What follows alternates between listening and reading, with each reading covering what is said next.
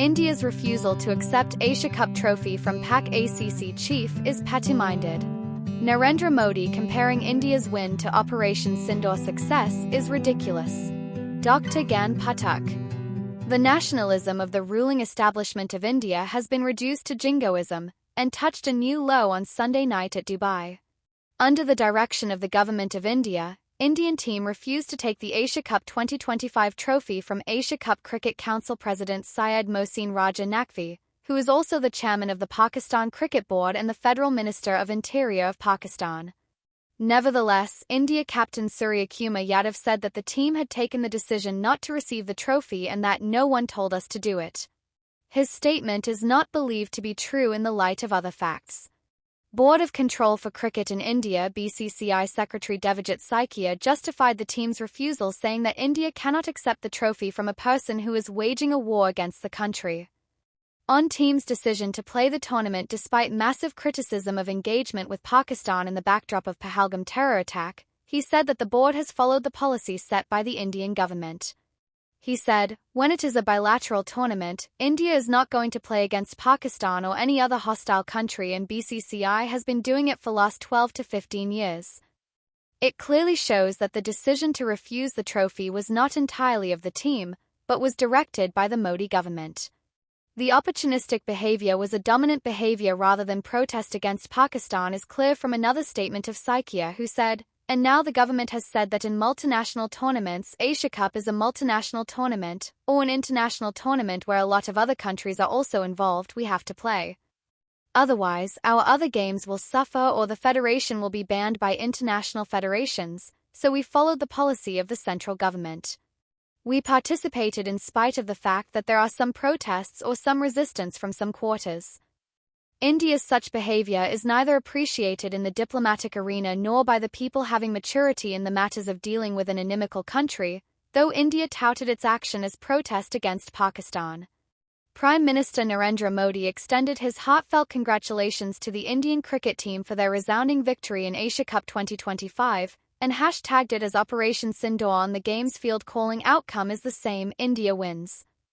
What makes people puzzled is why in the first place the Government of India led by PM Modi allowed India to play the game which was led by ACC under the presidentship of Mohsin Naqvi, and lastly did not allow the team to receive the trophy from him when it won. India knew fully well that ACC is led by the leader from Pakistan, Mohsin Naqvi. Had India any problem with him or Pakistan, the country should have protested by not playing the game when he was presiding. One fails to understand what kind of nationalism was shown by Modi government at that time. Thereafter what happened was ridiculous, since under the Modi government's directions the sportsman's spirit was turned in jingoism in the name of nationalism. There was a stark example of this. Indian team had refused to shake hands with the Pakistan team members in any of the 3 games they played, either at the toss or after the matches. India was criticized for this uncivil and jingoistic behavior in the name of nationalism, since no Pakistani team member is known to have any involvement in terrorist activities of Pakistan against India. Pahalgam incident and the Operation Sindoor have nothing to do with the cricketers, and therefore not handshaking with good people or sportspersons from an enemy country is unwise on several counts. However, India did it simply because the cricket players were from Pakistan. Everybody knows that it is political leadership that take decisions on war against other countries, not the common men. Why then show humiliating behavior to common men? Naturally, such a behavior of Indian team was criticized by Pakistan coach Mike Hesson and captain Aga, and also by many others. Nevertheless, India's position did not change. It is in this backdrop, India's stance of not accepting a trophy from Naqvi was expected. India beat Pakistan by 5 wickets in the final on Sunday, September 28, 2025 in Dubai. Then BCCI Secretary Saikia said, "We have decided not to take the Asia Cup trophy from ACC chairman, who happens to be one of the main leaders of Pakistan." Nevertheless, he added, it does not mean that the gentleman will take away the trophy with him along with the medals. He considered it unfortunate and hoped on behalf of the team that the trophy and the medals will be returned to India as soon as possible. He also said that in the next ICC conference to be held in November in Dubai, they would be launching a very serious and very strong protest against the act of the ACC chairperson. It is also worth noting that on the organization's website on Saturday, September 27, 2025, an information was uploaded which stated that Naqvi intended to hand over the trophy to the winners.